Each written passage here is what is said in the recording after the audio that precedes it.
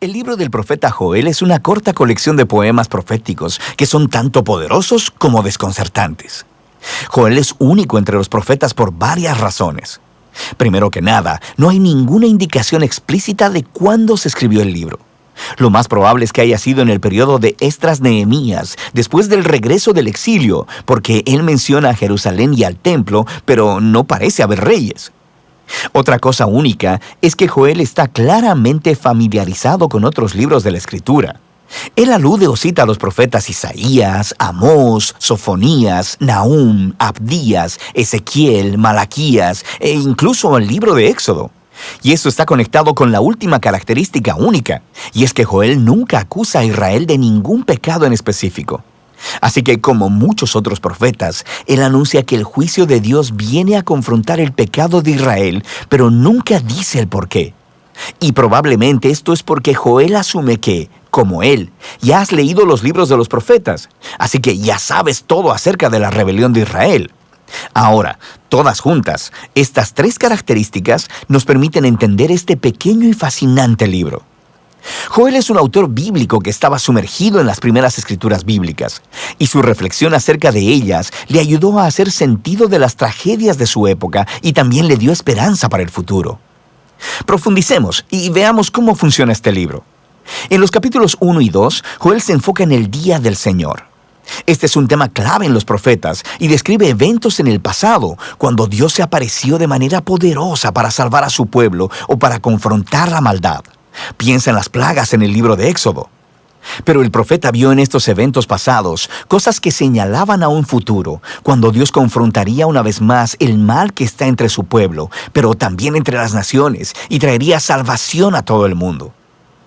Así que aquí, en los capítulos 1 y 2, Joel ha unido dos poemas paralelos que se enfocan en este tema. El capítulo 1 es acerca del día del Señor del pasado. Él comienza anunciando un desastre reciente. Una plaga de langostas ha devastado Israel. Y su descripción de la plaga recuerda el día del Señor contra Egipto. Recuerda la octava plaga de Éxodo, capítulo 10, excepto que esta vez las langostas son enviadas contra Israel. Así que Joel llama a los ancianos y sacerdotes a guiar al pueblo en arrepentimiento y oración. Y luego Joel se arrepiente él mismo junto con todos los sacerdotes. El capítulo 2 acompaña al capítulo 1 y tiene el mismo diseño poético y flujo de pensamiento. Así que Joel anuncia otro día del Señor, pero esta vez es en el futuro, no en el pasado. Es un desastre inminente que viene sobre Jerusalén. Y él comienza describiendo lo que parece otra ola de langostas, pero él utiliza imágenes militares y cósmicas.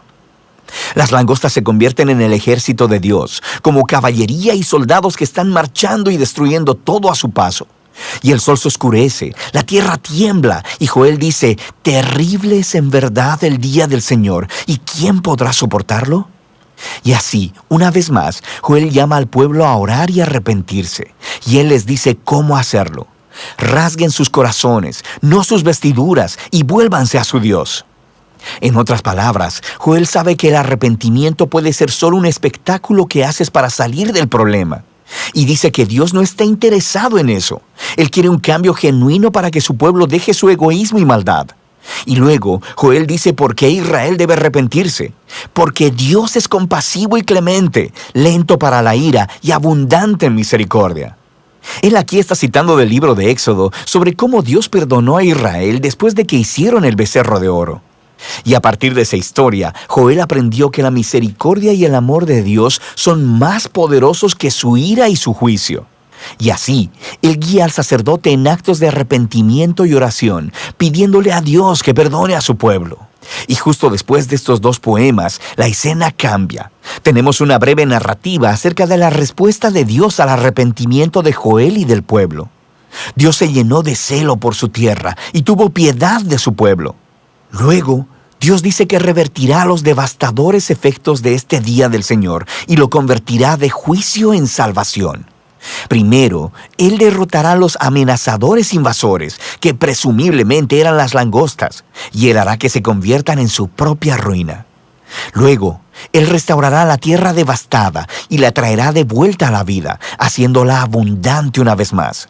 Y finalmente, Dios dice que Él traerá su divina presencia entre su pueblo. Será real y accesible para todos.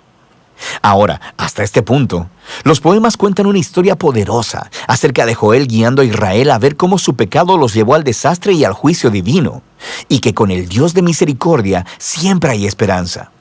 Pero Joel ve en todos estos eventos del pasado una imagen del día del Señor en el futuro. Así que, en la sección final del libro, Joel escribe 3 poemas adicionales, donde la respuesta de Dios se expresa en 3 partes.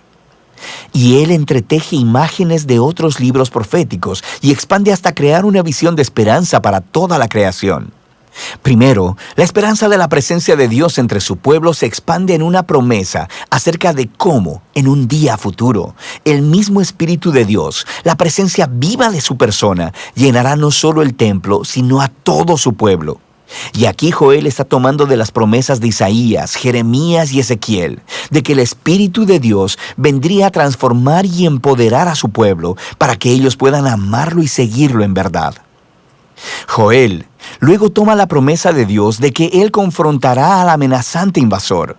Y Joel ve en estas devastadoras langostas una similitud con las violentas y arrogantes naciones de su tiempo que devastan y oprimen al pueblo.